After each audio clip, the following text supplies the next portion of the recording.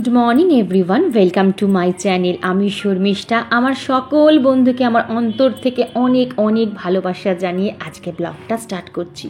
আজকে শ্রাবণ মাসের প্রথম সোমবার, তাই ভাবলাম একটু অন্যরকমভাবেই ব্লগটা শুরু করি। আশা করি ব্লগটা তোমাদের খুব ভালো লাগবে। বিশ্বাস করো বন্ধুরা, আজ আমি ভীষণ ভীষণ খুশি। জীবনে প্রথম আমি এত সুন্দর করে শ্রাবণ মাসে বাবার পুজো করতে পারলাম। মন ভরে পুজো করেছি। মন ভরে পুজো করলে যে কতটা পজিটিভ এনার্জি পাওয়া যায় সেটা আমরা সবাই জানি। আসলে কি জানো তো, এখন সংসারের তাড়াহুড়োতে এখন আর ঠিক করে ঈশ্বরকে ডাকতেই পারি না মন ভরে। কিন্তু আজ আমি ভক্তি করে বাবার পুজো করেছি। হয়তো দোষ ত্রুটি আমার হয়তো হয়েছে, সেটা সবারই হয়, মানুষ মাত্রই ভুল হতেই পারে, কিন্তু মনের ভক্তি বিন্দু মাত্র কিন্তু কম ছিল না বন্ধুরা। আগের দিন ভেবেই রেখেছিলাম যে আমি কালকে মানে সোমবার, শ্রাবণ মাসের সোমবারে আমি কিন্তু সবুজ জামা কাপড়, সবুজ চুড়ি, সবুজ সব কিছু সবুজ পরে কিন্তু আমি ঠাকুরের মানে মহাদেবের আরাধনা করব। কারণ সবুজ হচ্ছে বাবা মহাদেবের প্রিয় কালার। আর কারণ কি, শ্রাবণ মাস মানে বর্ষার জল পেলে যে চারদিকে গাছপালা যে পুরো সবুজে সবুজ হয়ে যায়, সেটা দেখতে কিন্তু আমাদের ভীষণ ভালো লাগে। তাই হয়তো মানে প্রত্যেকটা মেয়েই হয়তো শ্রাবণ মাসে সবুজ কালারের চুড়ি পরে। আর এই তো বন্ধুরা একটু সাজুগুজু করে নিয়েছি। সাজুগুজু মানে কি, একটুখানি চুড়ি পরেছি, একটু নেল পলিশ পরেছি, আর মুখে তো তোমরা জানো যে আমি স্নান করার পর টোনার ময়শ্চারাইজার লাগাই। আমাকে আমার এক সাবস্ক্রাইবার বন্ধু জিজ্ঞেস করেছিলে সময় বোধহয় যে আমি কি ময়শ্চারাইজার ইউজ করি স্নান করে উঠে। দেখো আমি যেটা করি সেটা ডক্টরেট ময়শ্চারাইজার। এটা আমাকে ডক্টর প্রেসক্রাইব করেছিল, আমি সেই জন্য সেটা আমি ইউজ করি। তোমরা যে কোনো একটা ভালো ময়শ্চারাইজার ইউজ করতেই পারো। আর দেখো আমার ছাদ বাগানে আজকে কত ফুল ফুটেছে, পুরো এক ঝুড়ি ফুল উঠেছে। যাই হোক বন্ধুরা, এবার চলে এলাম আমি আমার ঠাকুর ঘরে। এসে আমি আগে সবুজ কালারের আজকে একটা কাপড় পেতে নিয়েছি। যেহেতু তোমাদের বললাম যে সবুজ কালার বাবার প্রিয় কালার, ওই জন্য আমি খুঁজে খুঁজে সবুজ কালারের কাপড়ই কিন্তু আজকে পেতেছি। আর এখানে দেখো দুধ, গঙ্গা জল, সিদ্ধি সব মিশিয়ে নিয়েছিলাম। আর বাবাকে অভিষেক করার জন্য আমি কিন্তু এখানে ঘি আর এই যে মধু ভালো করে মাখিয়ে নিয়েছি। জানো তো বন্ধুরা, শ্রাবণ মাসে শুনেছি আখের রস বাবাকে উৎসর্গ করলে সেটা কিন্তু খুব শুভ। কিন্তু আমি আজ পাইনি গো, দেখি এর পরের সোমবার যদি পাই তাহলে বাবাকে উৎসর্গ করব। আর তোমাদেরও বলে দিলাম, তোমরা যদি জিনিসটা না জানো তাহলে তোমরা কিন্তু নেক্সট সোমবার তোমরাও কিন্তু বাবাকে আখের রস দিয়ে মানে স্নান করাতে পারো। আর এখানে দেখো যে ভেজানো চাল সেটাও বাবার মাথায় দিয়ে দিলাম। আর এই যে চন্দন বেটে নিলাম, আর যেটা 5টা হোক কি 7টা কি 9টা, যেরকম যে বিজোড় সংখ্যায় আমরা বেলপাতা দিই বাবার মাথায় দিই, তো আমি এখানে 5খানাই দিয়েছি বন্ধুরা। আর প্রত্যেকটা পাতায় কিন্তু আমি চন্দনের ফোঁটা দিয়েছি। আর এই যে বাবাকে মালা পরিয়ে দিলাম, আর যেটুকু যেটুকু যা দিতে হয় সেটা দিয়েই কিন্তু বাবাকে আমি পুজো করলাম। বেশি কিছু কিন্তু বন্ধু আমি করতে পারিনি, যেটুকু পেরেছি সেটুকুই করেছি। আর এখানে দেখো চন্দন দিয়ে বাবার তিলকটাও বাবাকে কেটে দিলাম।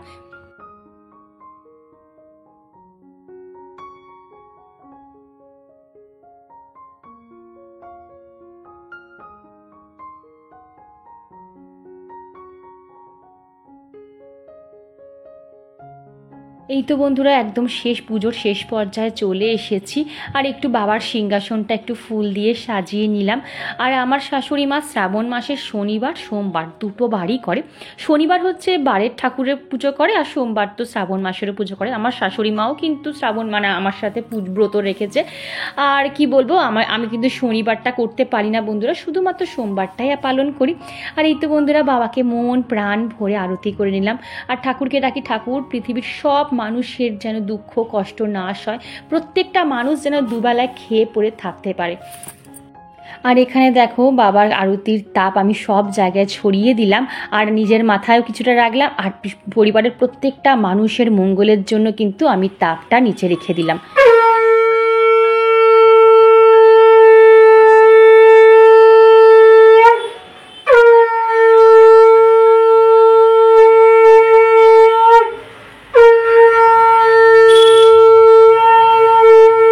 বন্ধুরা, পুজো করা কেমন হলো অবশ্যই কমেন্ট করে বলবে। যদি কোনো ভুল ত্রুটি হয়ে থাকে আমাকে অবশ্যই সংশোধন করে দেবে, তাহলে সেইটা নেক্সট সোমবার যেন আমি আর ভুল ত্রুটিটা না করতে পারি।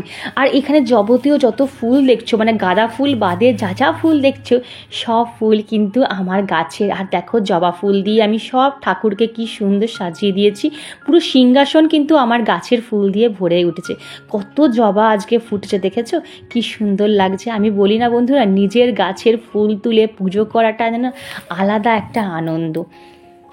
এই তো বন্ধুরা, আমার পুজো কমপ্লিট হয়ে গেছে। আর এই যে চুড়ি পরেছি, ভেবেও না যে আমি এটা সারাদিন এরমভাবে থাকবো, কারণ এই ডাস্টিং ক্লিনিং রান্না করতে গিয়ে এই দৌড়াদৌড়ি ঝাপাঝাপি কাচাকুচি করতে গেলে তারপরে আমার না সব চুড়িগুলো মরমর করে ভেঙে যায়। আগেও আমি পরতাম কিন্তু ভেঙে যায়, আমি আর পরি না। তবে হ্যাঁ, একটা একটা করে পরে রাখবো। কি ঘেমে গেছি দেখেছো, পুরো স্নান হয়ে গেছি। একটা দুটো করে মা বললো পুরো খুলিস না, ওই একটা দুটো এরকম করে রাখবো, তারপরে আবার ভেঙে যায়, তখন আবার পরবো। তো ভালো লাগছে, কেমন লাগছে অবশ্যই কমেন্ট করে কিন্তু বলবে। হ্যাঁ, সব সবুজ পড়েছি, নেল পলিশ সবুজ, এই যে এটাও কী বলে চুড়িও সবুজ, আর গ্রিন কালারের কুর্তি পরেছি। শাড়ি পরতে পারিনি গো, হাঁপাচ্ছি দেখেছো। তো চলো পরবর্তী কাজগুলো আবার শেয়ার করব।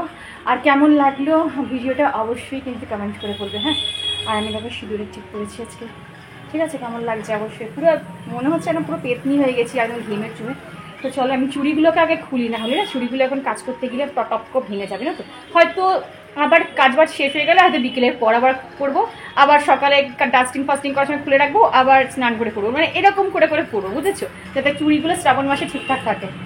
তো চলো, আর আমি বলে দেবো কেন বলো তো যে সবুজ চুড়ি শ্রাবণ মাসে মেয়েরা পরে, এরও একটা কিন্তু রহস্য আছে, সেটা আমি পরে বলছি তোমাদের সাথে। চলো, গলা শুকিয়ে গেছে।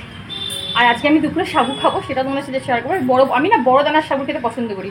সাবুটা ভিজিয়ে রেখেছি, একটু ওই যেমন করে খায়, একটু লেবু দিয়ে, একটু কলা দিয়ে, দই দিয়ে মেখে খাবো। আর আমাদের এখানে কন্টিনিউয়াসলি বৃষ্টি পড়ে যাচ্ছে। আর জামা কাপড়গুলো এই যে এখানে মেলা হয়েছে, জানো কী করবো বলো, কিছুই শোকাচ্ছে না কালকে। তো চলো, অনেক বক বক করে নিয়েছি।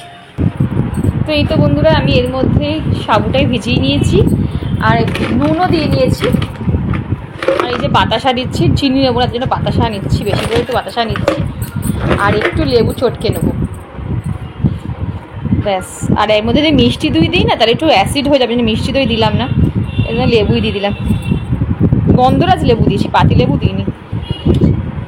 কলাটা খেতে গেলাম, কলাটা পুরো পচে গেছে, ওটা খাওয়া যাবে না। আর আমি না ওই ভ্যাটকানো কলা একদম খেতে পারি না, মানে নরম কলা একদম খেতে পারি না। তো চলো এটাকে আমি খেয়ে নিই, কিছু করার নেই, এটা এমনিভাবেই খেয়ে নিই। চলো,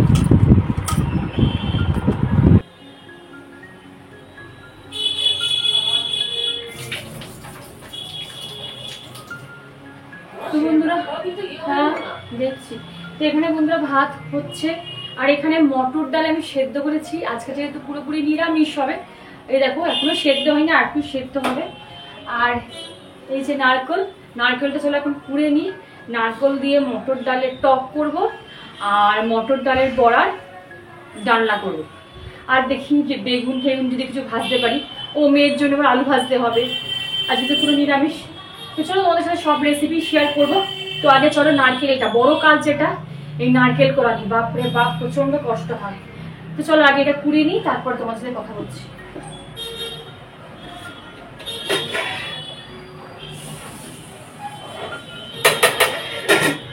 এই তো বন্ধুরা, আমার মটর ডালটা পেস্ট করা হয়ে গেছে। এর মধ্যে দেবো পরিমাণ মতো নুন, হলুদ আর সামান্য চিনি, ব্যাস ভালো করে ফেটিয়ে নেবো। তো বন্ধুরা, এই যে আমি নারকেলের দুধটা বার করে নিয়েছি একদম চিপে। আর এখানে আমার দেখলে যে ডালটাকে আমার ফাটানো হয়ে গেছে, আর এখানে গরম কড়াই হয়ে গেছে। তো চলো এবার ডালটাকে ভেজে নিই, তারপরে তোমাদের সাথে আমি সব কিছু শেয়ার করছি। প্রত্যেক দিনের একটু একটু করে নিজের মধ্যে সুঅভ্যাস গড়ে তুলে গৃহিণী থেকে সুগৃহিণী হবার চেষ্টা চালিয়ে যাচ্ছি। আমরা তো সবাই গৃহিণী, কিন্তু সুগৃহিণী আমরা কজন হতে পেরেছি, তাই না বন্ধুরা? জানো তো বন্ধুরা, আগে আমি এত কিছু সামলেই উঠতে পারতাম না। বলতে পারো হয়তো আমি চেষ্টাই করিনি কোনোদিনও শেখার, কিন্তু আমি এই বয়সে এসে এটা উপলব্ধি করেছি, যদি তোমার মধ্যে ইচ্ছা শক্তি বা চেষ্টা থাকে, মানুষ কিন্তু সব কিছু শিখে যায়। বয়স তার কাছে কোনো ফ্যাক্টরই নয়, যে কোনো বয়সে মানুষ যে কোনো জিনিস কিন্তু শিখে উঠতে পারে। কথায় কথায় দেখবে আমরা একটা এক্সকিউজ দিই যে আমাদের তো এটা কেউ শেখায়নি, আমাদের তো কখনো এটা আমাদের কেউ বলেনি। মানে আমরা কি বলতো পরের ওপর ডিপেন্ডেন্ট, মানে অন্য কেউ এসে আমাদের শিখিয়ে দেবে বা অন্য কেউ এসে আমাদের বলে দেবে তবেই আমরা শিখবো। নিজের মধ্যে যে একটা ইচ্ছা শক্তি যে না আমি নিজে নিজে শিখবো, সেটা কিন্তু আমাদের খুব কম মানুষের মধ্যে আছে। তোমার মধ্যে যদি ইচ্ছা থাকে না, নিজেই সব কিছু কিন্তু শিখে নেওয়া যায়। ইচ্ছা না থাকলে হাজার মানুষ শেখালেও তুমি কিন্তু শিখতে পারবে না।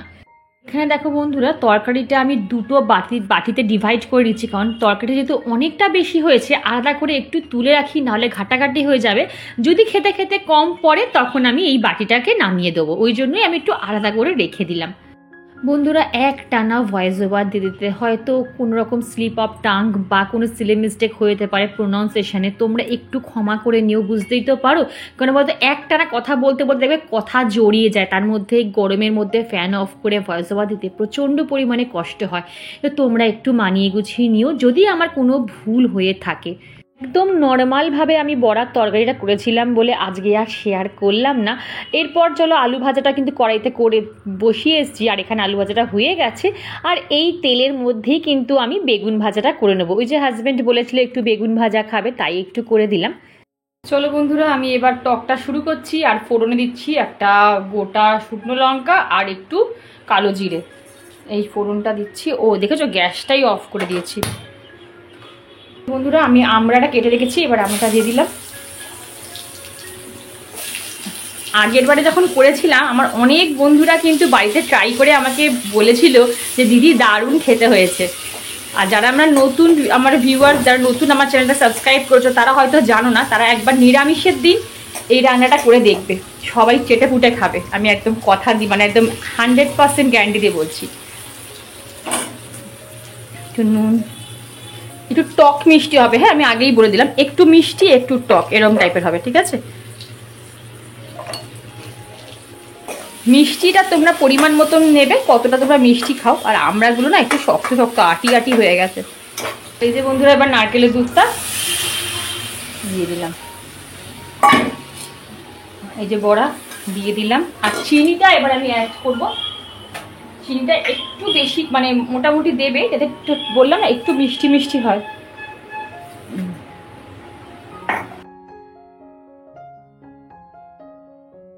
দেখো আমার এখানে জল ভর্তি হয়ে গেছে, এই দেখো বাবা, রান্নাঘরে না এই যখন বৃষ্টি হয় আমি কাজ করতে পারি না। চলো তোমাদের দেখাই কি মুষলধারে বৃষ্টি। দেখো এই বৃষ্টি এই রোদ, এই বৃষ্টি এই রোদ, এক ছাদ জামা কাপড় জানো দৌড় ভিজু গিয়ে। দেখো বৃষ্টির ফোর্সে রাখো, শুধু বুঝছো বৃষ্টির ফোর্সে রাখো।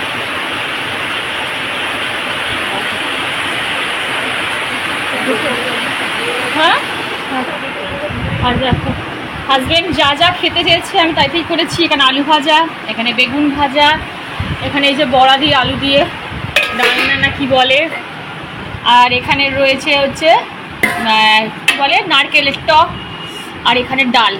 তারপরে কি গরম সেটা খেলাম গো। আর এর মধ্যে আর এর মধ্যে রাতে একটা তুলে রেখেছি, দেখতে পেলে রাতে একটা তুলে রেখেছি, জানি না কি হবে, তুলে তো রেখেছি, যা হবে হবে। তো চলো রান্নাঘরটা আবার পরিষ্কার করলে আপাতত হবে। গুড ইভিনিং বন্ধুরা, এখন ঘড়িতে বাজে ঠিক 5:30, আর আমি একটু শুয়েছিলাম, মেয়ে পড়তে চলে গেছে, সেটা আর তোমাদের দেখায়নি। আর দেখো এখনও ভালো পরিমাণে কিন্তু রোদ রয়েছে, তার মধ্যে কিন্তু বৃষ্টি পড়ছে, মানে ঝিরিঝিরি বৃষ্টি পড়েই চলেছে। তো ভাবলাম না একটু প্রাকৃতিক সৌন্দর্য দেখে তারপরে বিকেলের কাজকর্ম শুরু করব। দুপুরবেলা একটুখানি শুধু সাবু খেয়েছিলাম, সাবু মাখা, তাও খেতে ভালো লাগেনি, বললাম না কিছুই ছিল না, কলা দই ফই কিছুই ছিল না বলে ভালো লাগছিল না, অল্প একটু খেয়ে না তারপর রেখে দিয়েছি। তো দেখি রাতে একটু নিরামিষ চাউমিন করার ইচ্ছা আছে, দেখা যাক কী করা যায়। তো চলো আমি একটু ইভিনিংয়ের কাজকর্মগুলো করে নিই। সন্ধে দেওয়ার আগে তোমরা প্রত্যেকেই জানো যে আমি ঘর দৌড় একদম টিপ টপ করে তারপরে কিন্তু সন্ধে দিতে যাই।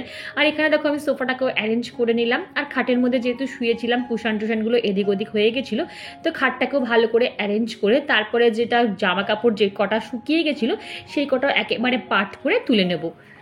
তো এরপর চলে যাব মেয়ের স্টাডি রুমটা ক্লিন করতে। আমাকে মোটামুটি বিকেলবেলাও কিন্তু একবার রাফলি ক্লিন করতে হয়। ওই যখন মেয়ে পড়তে যায় তো তখন বই খাতাগুলোকে আবার এদিক থেকে ওদিক করে, সেদিক থেকেই করে, তো ওই জন্য ডেস্কের ওপর বই খাতাগুলো পড়েই থাকে, সেইগুলোকে আবার জিনিস জায়গায় রাখি, চার্জারগুলোকে একটু গুটিয়ে রাখি, মানে যেটুকু পারি আমি সেটুকু টিপটপ করার চেষ্টা করি। আমি চাই আমার ঘর 24 আওয়ার্স যেন টিপটপ থাকে।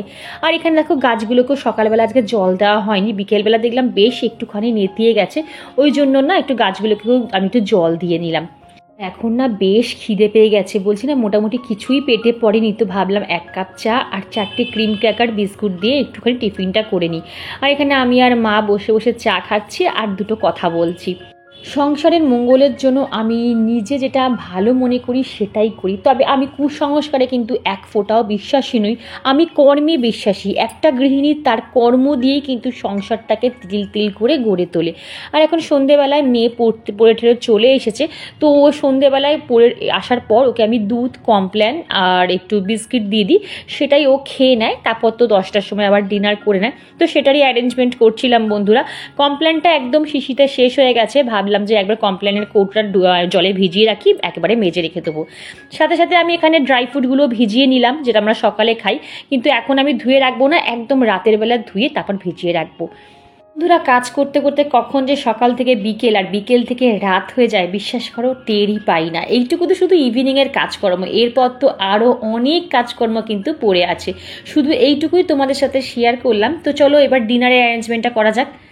রাতের বেলা ভাবলাম একটু ভেজিটেবিল চাউমিন করি, কেন অন্য কিছু খেতে একদম ইচ্ছা করছে না। আর ক্যাপসিকামের ভেতরটা না এখন ভালো করে দেখে তারপরে কাটি। একটা রিলস আমি দেখছিলাম যে ক্যাপসিকামের ভেতরে সুতোর মতন একটা পোকা থাকে, যেটা যদি আমরা না ফেলে দিই বা যদি আমাদের ভুল করেও পেটে চলে যায় মারাত্মক নাকি ক্ষতি হতে পারে। ওই জন্য যখনই আমি ক্যাপসিকাম কাটি না বন্ধুরা, আগে ভালো করে দেখে তারপরে কাটি। হ্যালো বন্ধুরা, চটপট করে কয়েকটা সাবস্ক্রাইবার বন্ধুর নাম বলে দিই। Desi queen Popanchu, Soma Goswami, Sonali Saha, Jayanti Pandit, Jayashree Das, Malabika Mukherjee, Shreya Paul, enjoy with Kajori, Barnali's block, Hoichoi পরিবার, মল্লিকা চ্যাটার্জি, রিঙ্কু পাত্র, জয়শ্রী মিত্র, রিমা চক্রবর্তী। আজকে না বন্ধুরা চাউমিনটা আমি মা দুজনে মিলেই হাত লাগিয়েছিলাম। তো যাই হোক বন্ধুরা, ব্লগটা বেশি বড় করলাম না, এতক্ষণ ধৈর্য সহকারে যারা আমার পুরো ভিডিওটা দেখলে তাদের অসংখ্য অসংখ্য ধন্যবাদ। যদি ভিডিওর কোনো অংশ ভালো লাগে তো প্লিজ চ্যানেলটা সাবস্ক্রাইব করে পাশে থেকো। আজকে এইটুকুই, টাটা।